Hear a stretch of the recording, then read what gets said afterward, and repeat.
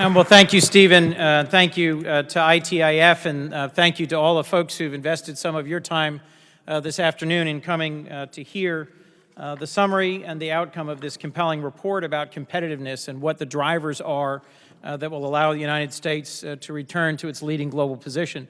We've got an amazing panel, and I'm grateful that Senator Gardner and hopefully soon Senator Moran and I will have the opportunity on behalf of the Competitiveness Caucus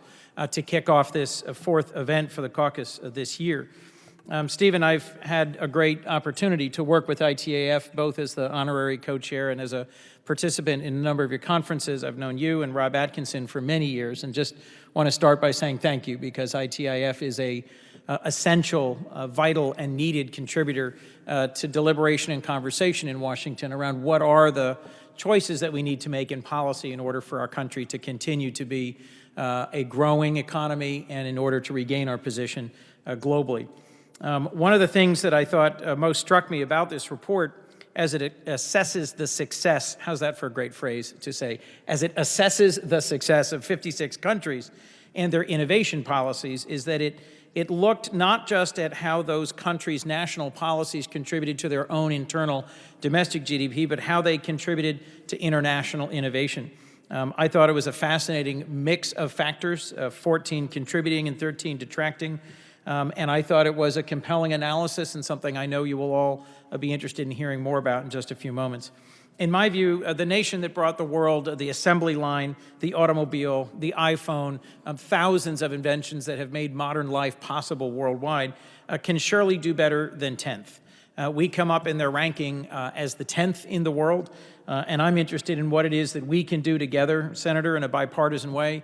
to make sure that we are building back towards first. Making greater investments in research and development, making wiser investments in human capital,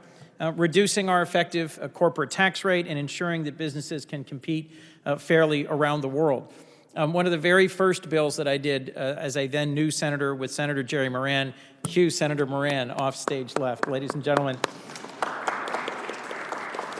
was the Startup Act, which included a whole range of important provisions around IP, around immigration, around tax, around the whole suite of policy areas that could help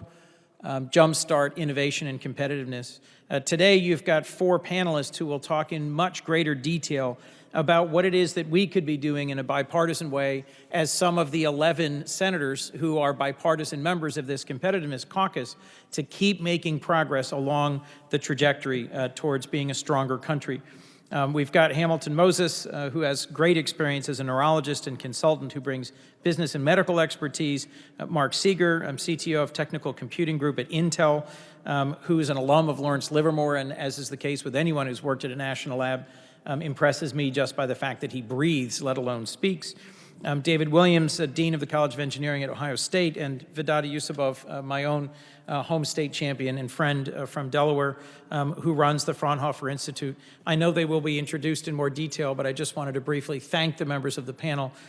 for what they're going to be saying about how we can make our economy more competitive globally. The report you're about to hear about has a whole series of suggestions. The challenge for us is to find a path forward to